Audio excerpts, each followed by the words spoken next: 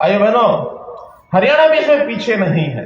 हरियाणा में अपने स्तर पर पिछले 9 वर्षों में बेहतरीन रिकॉर्ड ये बनाए हैं और बेहतरीन रिकॉर्ड्स में कई प्रकार की योजनाएं व्यवस्थाएं तो देश के दूसरे प्रांत वो भी हमारा अनुसरण कर रहे हैं कि कैसे वो आगे बढ़े। विशेष तौर पर हमने शिक्षा में मापदंड एक रखा, एक मैपिंग कराई कि 20 किलोमीटर के अंदर एक कॉलेज अवश्य होना चाहिए जहां हमारे बच्चे बच्चियां वो पढ़ाई के लिए जा सके। किसी भी बेटा बेटी को 10 किलोमीटर से ज्यादा और वो सफर न करना पड़े, ताकि सुविधा पूर्वक अपनी शिक्षा घर के नजदीक वो ले सके। सरकारी स्कूल के बच्चों को 5 लाख टेबलेट दिए। आज विज्ञान के युग में आईटी के माध्यम से उनकी शिक्षा घर बैठे वो हो सके। कोविड का ऐसा समय था जिसने इस उपलब्धि को हमारे से कराया है। वास्तव में तो वो एक दौर ऐसा था, नए प्रयोग करने का हमको बहुत बड़ा एक साहस उसमें मिला और हमने हिम्मत की। उसी का परिणाम ये 5 लाख, जो कि हरियाणा ही एक ऐसा प्रदेश है इतनी बड़ी संख्या में बच्चों को स्कूल टेबलेट हमने दिए। इसी प्रकार संस्कृति मॉडल स्कूल, सामान्य स्कूलों को संस्कृति मॉडल स्कूल में बदला जाए। अभी 500 संस्कृति मॉडल स्कूल चल रहे हैं और ये गति हर वर्ष धीरे धीरे बढ़ेगी ताकि अच्छी शिक्षा का प्रबंध हम सरकारी स्कूलों में करा सकें। इसी प्रकार मैं स्वास्थ्य की भी बात करता हूं। हमने चाहे एलोपैथी हो चाहे आयुर्वेद हो, हर दृष्टि से स्वास्थ्य की जितनी व्यवस्थाएं इंफ्रास्ट्रक्चर इसको आगे बढ़ाया है। हमने घोषणा की थी कि हर जिले में एक मेडिकल कॉलेज होना चाहिए। आज आपको बताते हुए मुझे खुशी हो रही है कि जो 2014 में मात्र 6-7 मेडिकल कॉलेज थे, आज वो उनकी संख्या 15 मेडिकल कॉलेज तो जो चल रहे हैं और 11 मेडिकल कॉलेज ऐसे हैं जो अभी निर्माणाधीन है और जो अभी व्यवस्था के अंतर्गत जो विचाराधीन यानी जिनकी जमीनें ले ली गई हैं और उसका शिलान्यास करके उन सबको भी आने वाले समय में 26 मेडिकल कॉलेज के माध्यम से, और ये एमबीबीएस के स्टूडेंट की संख्या जो 2004 में मात्र 700-750 थी, अब वो 3500 संख्या हर वर्ष डॉक्टर दाखिल होंगे और डॉक्टर जो है परीक्षा के लिए आएंगे, प्रवेश करेंगे, परीक्षा देंगे और अच्छे डॉक्टर बन करके अपने प्रदेश और देश की सेवा करेंगे। आवश्यकता पड़ने पर बहुत से डॉक्टर विदेश जाने की इच्छा रखते हैं, विदेश भी जा सकते हैं। मुझे अभी पिछले दिनों हमारे साउथ अफ्रीका तंजानिया की कमिश्नर को मिले थे, हाई कमिश्नर। अब उन्होंने कहा कि हमारी आबादी हरियाणा की आबादी लगभग बराबर है, लेकिन वहां केवल 2 मेडिकल कॉलेज है। हमने बताया कि हमारे यहाँ 15 तो चल रहे हैं, आने वाले समय में 26 हो जाएंगे। उन्होंने कहा हम अपने बालकों को भी मेडिकल की एजुकेशन शिक्षा लेने के लिए हरियाणा में भेजने का और एक एमओयू करना चाहते हैं। विदेशों के छात्र भी यहाँ पढ़ने के लिए हरियाणा एक शिक्षा का हब बनता जा रहा है और इस नाते से यहाँ विदेशों से भी छात्र आने के लिए तैयार हैं। इसी प्रकार हमने चिरायु आयुष्मान 1 करोड़ कार्ड ये अपने हरियाणा के नागरिकों को बांटे हैं। निरोगी योजना इसकी व्यवस्था हमने की है। इसी प्रकार आयुर्वेद में भी हम वेलनेस सेंटर्स ये खोलने जा रहे हैं ताकि व्यक्ति को रोग न लगे, निरोगी रहे। इलाज का विषय तो बाद में आता जो आदमी बीमार होता है, अन्यथा बीमार न हो इस ओर भी हम प्रिकॉशनरी जितने भी कदम हैं उनको उठा रहे हैं। जहां तक सुरक्षा का विषय है, विशेष तौर पर महिला सुरक्षा, महिलाओं की संख्या पुलिस में बढ़ाई जा रही है। महिलाओं के थाने हमने इस समय 33 थाने चल रहे हैं। साइबर क्राइम इसको रोका जाए, 29 थाने इस समय साइबर क्राइम के हमने नए खोले हैं, क्योंकि ये भी एक समस्या बहुत बढ़ती जा रही है। इसको कंट्रोल करना हमारा काम है, हम करेंगे। इसी प्रकार डायल 112, किसी भी व्यक्ति को प्रदेश में कहीं भी कोई कठिनाई आती है, 7 से 8 मिनट एवरेज एक व्यक्ति एक गाड़ी उस व्यक्ति के पास पहुंच जाती है ताकि उसको सुविधाजनक तरीके से सहायता मिल सके। नशा तस्कर इनके खिलाफ हमने कार्रवाई की है। 1300 नशा तस्कर ये सलाखों के पीछे हमने डाले हैं। रोजगार के रास्ते हमारे युवाओं को कैसे रोजगार मिले, उनकी शिक्षा और स्किलिंग ये किस प्रकार से आगे हो।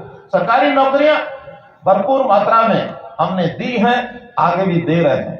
जैसा मैंने पहले भी बताया है कई बार कि 9 वर्षों में 1,10,000 नौकरियां हम दे चुके हैं। 60,000 पक्की नौकरी वो इन्हीं कुछ दिनों में ग्रुप सी और डी की होने वाली हैं और एक मिशन 60,000 के नाते से हमने प्राइवेट नौकरियां एसकेआरएम के माध्यम से, विदेश जाने वाले भी नौकरी लेने वाले उसका भी हमने प्रावधान किया है। किसान मित्र, वन मित्र, इस प्रकार से इन कामों के लिए भी हम उनका उपयोग करेंगे। तो इस प्रकार हमने बीपीएल के लिए नौकरियों में गरीब आदमी को रोजगार कैसे मिले, इसकी विशेष व्यवस्था की है कि जो लेवल 1,20,000 का था उसको 1,80,000 रुपया वार्षिक आय कर दिया है, ताकि और लोग उसमें दायरे में आकर के उसका लाभ उठा सके। ईज ऑफ डूइंग बिजनेस, इसमें हम टॉप अचीवर्स में हरियाणा जो है पहुंच गया है। इसी प्रकार एमएसएमई में भी देश में हमारा तीसरा स्थान है। विश्व की 400 फॉर्चून कंपनीज ये गुरुग्राम में आ गई हैं। गुरुग्राम में भी एक व्यवसाय का, एक नौकरियों का स्कोप जो है बहुत बड़ा है, और हमारा जो निवेश है वो लगातार बढ़ रहा है, चाहे वो गुड़गांव, दिल्ली के आसपास एनसीआर एरिया, अथवा पंचकुला, अथवा करनाल, अथवा पानीपत, सोनीपत, हिसार में नए एयरपोर्ट के कारण से भी बहुत से ऐसे विषय और वो हमारे ध्यान में आ रहे हैं। अभी हमने देश के अंदर बहुत बड़े जो स्थान प्राप्त किए हैं, खाद्य भंडारण, इसमें हमारा देश में दूसरा स्थान है। पढ़ी लिखी पंचायत वाला हमारा एकमात्र प्रदेश ये हरियाणा बना है। देश में खेलों में सर्वाधिक पदक ये हरियाणा लेकर के आता है। ओलंपिक और अंतर्राष्ट्रीय खेल प्रतियोगिता में जीतने वाले जो खिलाड़ी हैं उनको 6 करोड़ रुपए की राशि देने वाला हरियाणा एकमात्र प्रदेश है। देश में सर्वाधिक सामाजिक सुरक्षा पेंशन 3,000 रुपया प्रति मास, ये हरियाणा एकमात्र ऐसा प्रदेश है।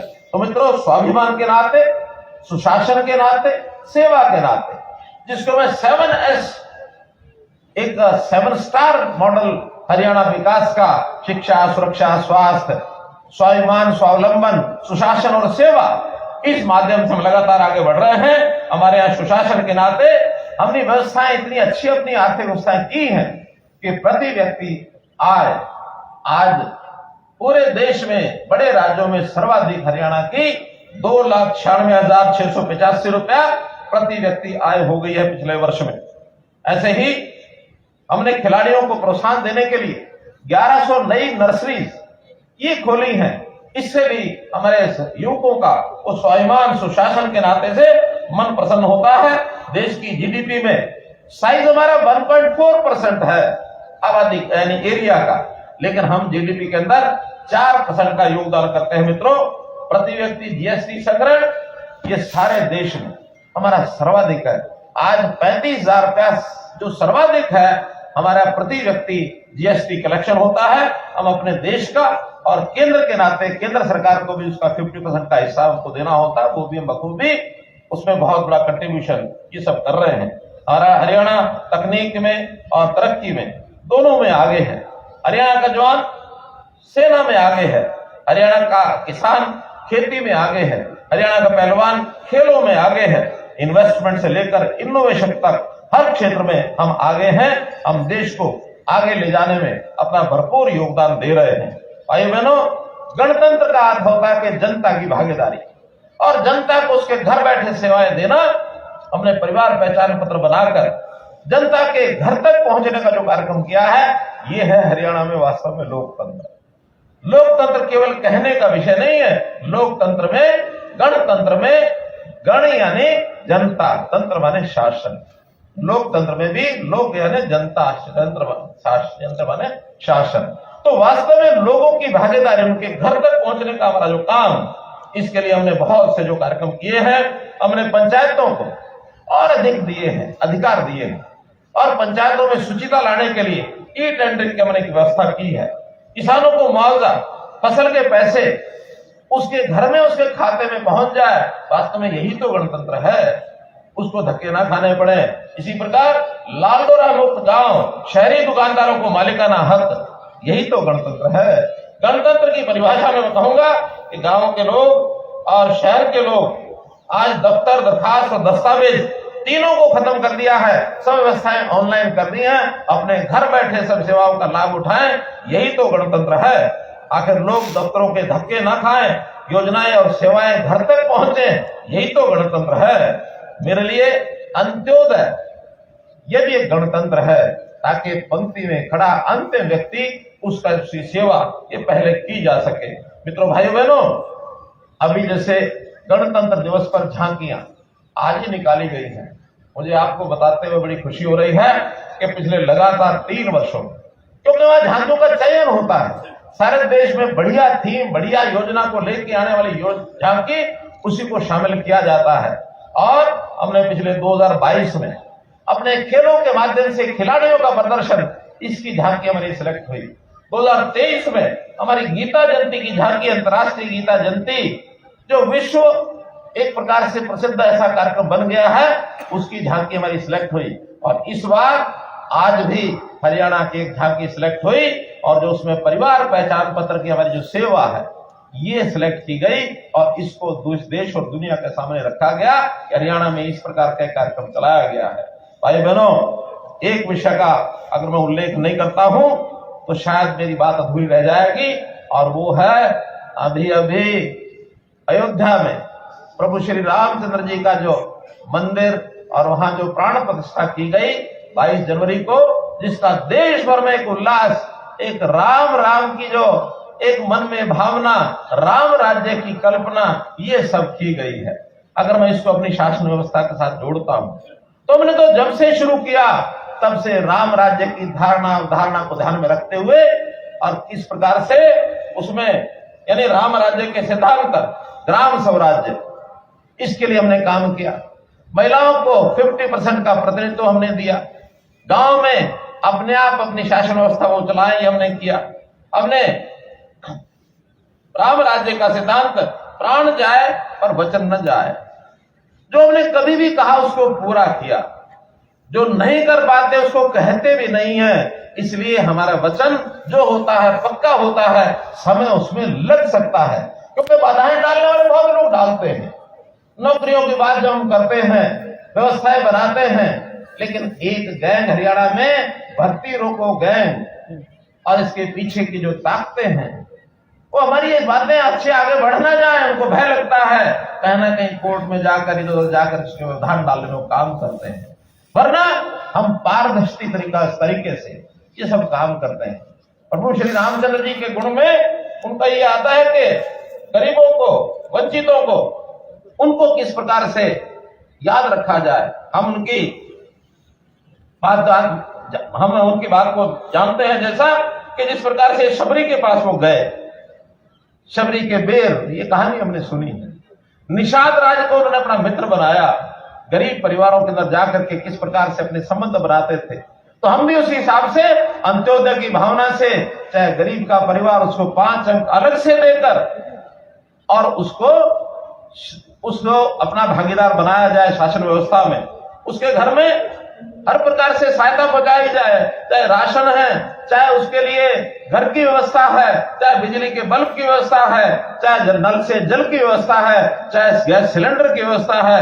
गरीब परिवार को किस प्रकार से मुख्य धारा में लाना और कैसे उसकी सहायता जो आवश्यकता उसको पूरा करना, ये हमारा उसी में से और एक विषय। महिलाओं के प्रति उनका जिस प्रकार का भाव रहता था, यानी देवी अहिल्या को उन्होंने किस प्रकार से पत्थर की मूर्ति को जीवंत कर दिया, किस प्रकार से उन्होंने महिलाओं के प्रति मन में एक भाव रहता था। उन्होंने मां की आज्ञा पालन करते हुए 14 वर्ष का वनवास लिया। उन्होंने सीता माता की सुरक्षा के लिए लंका को ध्वस्त किया। तो एक प्रकार से ऐसा माना जाता है कि महिलाओं का मान सम्मान, आदर आज राम राज्य में उसी प्रकार से हो। दुख की बात तो यह है कि हमारे जो विपक्षी मित्र हैं इस प्रकार से बदनाम करने की कोशिश करेंगे, झूठी कहानियां बनाकर। अभी सिरसा के अंदर एक बहुत बड़ी कहानी बनाई गई कि महिलाओं के खिलाफ और इस प्रकार से अत्याचार हो रहे हैं। पता किया गया एक अध्यापक की शरारत से सारा समाचार घूम गया। कई दिन हमारे पुलिस के उसमें लग गए, सैकड़ों बच्चियों के साथ इंटरव्यू किया, अंततः कुछ नहीं निकला। अभी पिछले दिनों में एक और उन्होंने इसी प्रकार की घिनौनी हरकत को स्पोर्ट करना शुरू किया। यमुना पंचकुला की कोई घटना बताई गई, जबकि उसमें कोई तथ्य पाए नहीं गए हैं। अनोनिमस शिकायतें करके और बात को बतंगड़ को आगे बढ़ाना, और उसके बाद लगातार बिना जांच के ये पॉलिटिकल पार्टियां और उसको लेकर के आगे बढ़ जाती हैं। केवल एक ही हेतु होता है कि किस प्रकार से सत्ता को बदनाम किया जाए। मित्रों, मैं आपको आपके माध्यम से मैं हरियाणा की जनता को विश्वास दिलाना चाहता हूं कि बच्चियों के साथ किसी प्रकार का उनका अपराध होगा, 12 वर्ष तक की बच्ची के साथ अपराध हुआ, शोषण हुआ, तो उसको फांसी की सजा करने वाला हरियाणा पहला प्रदेश है। हम कहीं भी किसी प्रकार से अपनी मां बेटियों की रक्षा सुरक्षा करना, उनका सम्मान करना, ये हमारा पहला दायित्व है। मित्रों, भाइयों बहनों, सभी को न्याय मिले, किसी के साथ अन्याय न हो। भगवान राम ने यह भी किया, रावण को, आतताई को अन्याय के विरुद्ध बदला लेकर उसका वध किया। ऐसे ही हमने भी अन्याय किसी के साथ ना हो। अगर मैं देखूं तो नौकरियां मिशन पर देने के पीछे उद्देश्य यही है कि अच्छे बच्चे पढ़ाई वाले, उनके साथ अन्याय होता था और ये पर्ची खर्ची वाले आगे बढ़ जाते थे। बहुत विरोध के बावजूद आज हमने लागू किया कि नहीं, मेरिट के ऊपर ही नौकरी मिलेगी। हाँ, यदि कोई कमजोर परिवार का व्यक्ति है तो उसको 5% अंक अधिक दिए जा सकते हैं, सबको बता के दिए जा सकते हैं, छुप करके नहीं दिए जा सकते। तुमने एचकेआर में भी नौकरी गरीब परिवार को पहले देने का काम किया ताकि उसके घर का गुजारा ये चल जाए, किसी प्रकार से अपने पैरों पर खड़ा हो जाए। तो सबको न्याय देने के नाते से हमने, चाहे ऑनलाइन ट्रांसफर हो, चाहे हमने करप्शन खत्म करने के लिए कितने कदम उठाए हैं, एंटी करप्शन ब्यूरो बनाया है। और आज धधकते हैं लोग, घबराते हैं कि कहीं पकड़ा ना जाऊं, कहीं मेरे खिलाफ कार्रवाई ना हो जाए। हमारे सब विभाग करप्शन को दूर करने के लिए और सजग हैं, उस नाते से आगे बढ़ रहे हैं। हमने कास्ट बेस्ड पॉलिटिक्स को खत्म किया, हरियाणा एक, हरियाणवी एक, इस नारे को हमने दिया। हमने क्राइम को खत्म करने के लिए हमारे पुलिस विभाग के लोग, अन्य एजेंसियों के लोग लगातार काम कर रहे हैं, जिसके ऊपर कोई समझौता कभी किया नहीं जाएगा। तो भाइयों बहनों, हरियाणा में जो है इस नाते से पिछले 9.5 साल में अपने एक प्रकार से आगे बढ़ने की जो हमारे एक संकल्प है, उसको लेकर के आगे चल रहे हैं। हाँ, आज के दिन मैं कुछ घोषणाएं भी करना चाहता हूं, छोटी बड़ी कुछ भी हो सकती है जनता के लाभ के लिए। जिसके अंदर सबसे पहले तो मकान के नाते से प्रधानमंत्री आवास योजना के बाद हमने मुख्यमंत्री शहरी आवास योजना के अंतर्गत एक विज्ञापन के माध्यम से लोगों से 2 प्रकार की उनकी इच्छा पूछी है। कोई प्लॉट सरकारी सहायता के माध्यम से, कुछ पार्टिसिपेशन प्लॉट होल्डर का होगा, कुछ सरकार का होगा, उस नाते से। और 1 लाख के लगभग लोगों ने अप्लाई किया है कि हमको प्लॉट छोटा मिल जाए, जो बेघर लोग हैं, गरीब लोग हैं। ऐसे ही मकान के नाते एक छोटा फ्लैट मिल जाए, ऐसे भी इतने ही लोग हैं जिन्होंने अप्लाई किया है।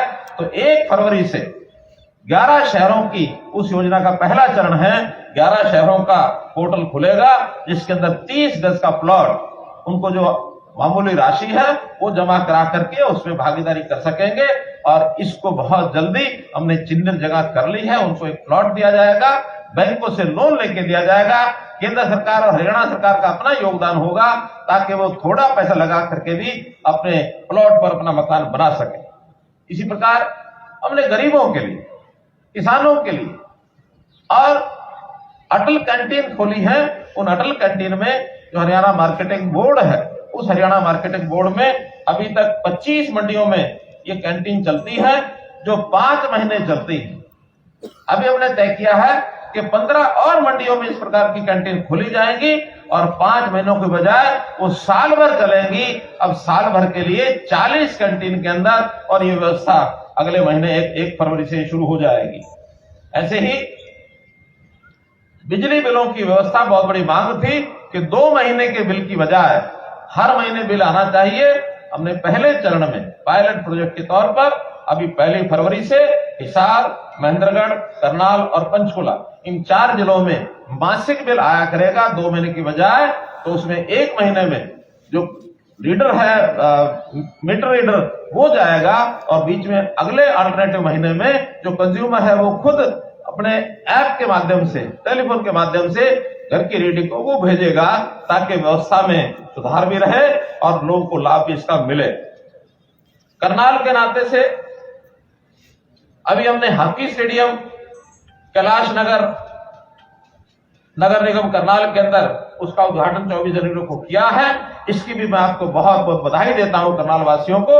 18 करोड़ का ये जो एक इंटरनेशनल लेवल का स्टेडियम, हॉकी स्टेडियम, इसका उद्घाटन हो गया है। इसके ऊपर आगे के कार्यक्रम हम करवा करके इसका लाभ उठा सकेंगे।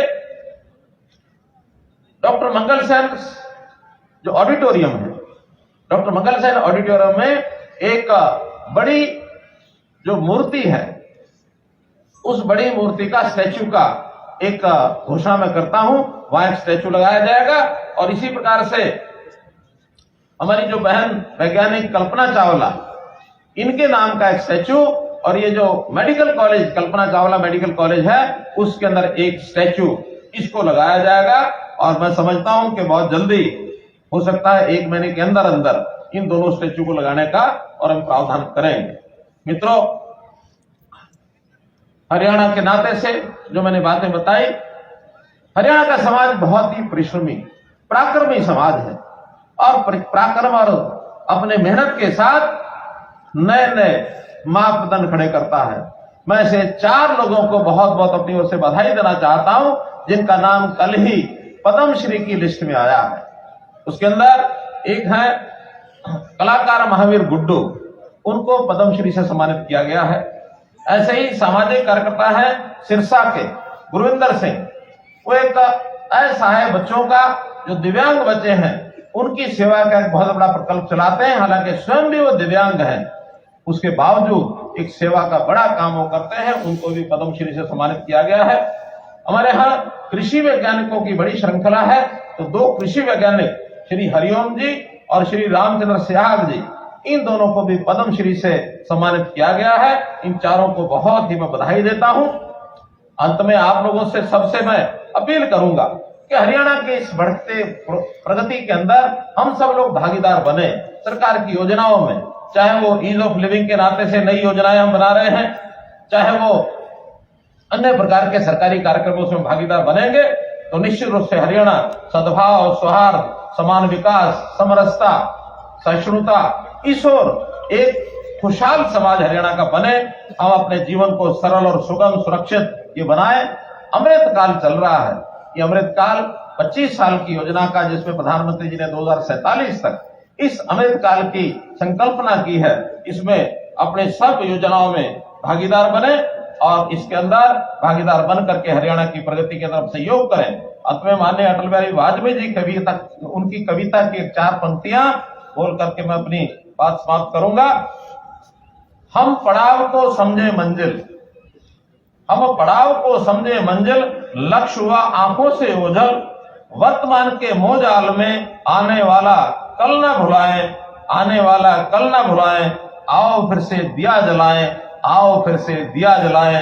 मेरे साथ बोलेंगे, जय हिंद, जय हिंद, जय हिंद। धन्यवाद।